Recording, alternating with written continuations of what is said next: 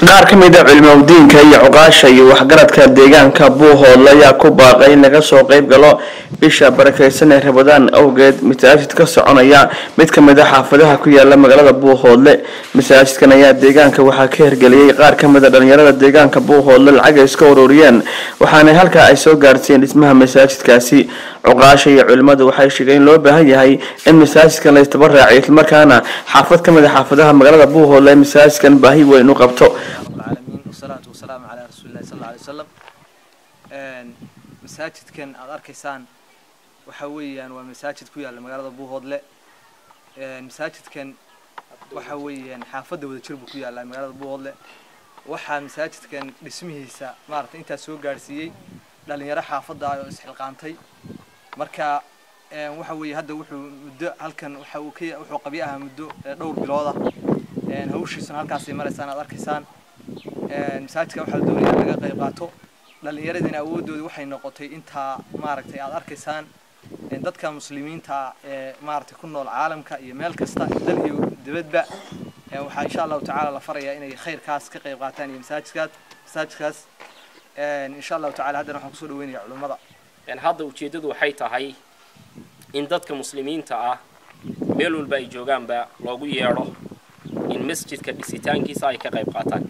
oo waxa dhiman insha Allah ay dhameystiraan iyagoo ka duulaya hadalkii nabiga sallallahu alayhi wa sallam man bana lillahi baytan bana Allah lahu baytan fil janna qofka guri ilaahay gurihiisa kamida dhisa haba yaraado ilaahay tabaaraka wa ta'ala guri ayuu wuxuu dhisaa jannada aynu baahi badan u qabnaa iyo dunuubteena ilaahay tabaaraka wa ta'ala inuu dhaafo aynu ka qayb qaadano dhisitaanka masjidkan ha yaraado ha badnaado wixii aad ku darsataa wax ilaahi tabaaraka wa ta'ala hortiisa iyo xaqiisa ku jira marka insha Allah waxaynu isugu baaqaynaa isugu yeedhaynaa qof walba oo muslima inuu masaajidka dhisitaankiisa ka qayb qaato waxay kamid tahay masaajidu waxyaabaha aan kala lahayn deegaana iyo dalal iyo af iyo aan kala lahayn oo ilaahi loo nisbeeyay waa guri ilaahi. Assalamu alaykum warahmatullahi wabarakatuh. walaalaha islaamka waxaan ugu yeedhaynaa masaajidkan laga dhawaajiyo ku yaala magaalada Buuhoodle qabiyada 3 mitir maraya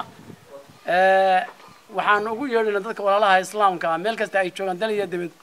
inay ka qayb qaataan khayrka iyo dhismada masaajidka kulliba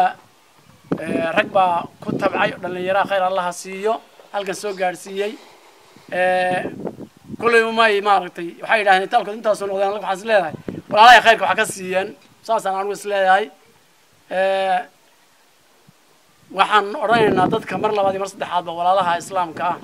ka qayb qaata masaajidkan soo dhisa qof waliba karaankiisa ka soo qayb qaato hadii badankeed leeyahay wixii maanta aad u aydaan idinka horeeyay aakhirada idinka horeeyana waa masaajidka waxaad gashataan iyo wax lamida sallallahu barak ala nabiyina muhammad wa ala alihi wa sahbihi sida walaalaha horeba ay sheegeen masaajid waxa joogna Buuhoodle ku yaala oo dhulkiisana ay bixiyeen ilma Raabi Ahmed dhismihiisana ay dhalinyaro Sahel Qamar reer Buuhoodle ay halkaas soo gaarsiiyeen masaajidka saad aragtaan ba qabiyo weyn ba ka muuqata oo ay dad male daaqadii albaabadii waa ka maqan yihiin salaaxmooyinkii iyo cagdigadii waa maqan yihiin intii si badan masaajidku waa harsan tahay marka waxaan ugu baaqaynaa dadweynaha muslimiinta ah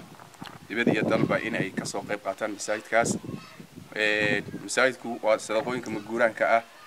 qofka inta masaajidkaasi shaqeynayo oo soconaysa ajirkiisa duu isagu gashanaya duu cid u waqfayo oo sadaqeynayo intaba marka ka soo qayb qaata ayaa leena waa chance iyo fursad qaali ah weeye waliba wax bil Ramadaan oo sadaqadu ay ka qaalisan tahay xilliyada kale qofkii marka bisha Ramadaan soo gashan kara masaajidkaas ka soo qayb qaata khayr ilaahay siiyo على عثمان سعر الدكتور ورث الفيش على مجلس مانو نيوز Buuhoodle.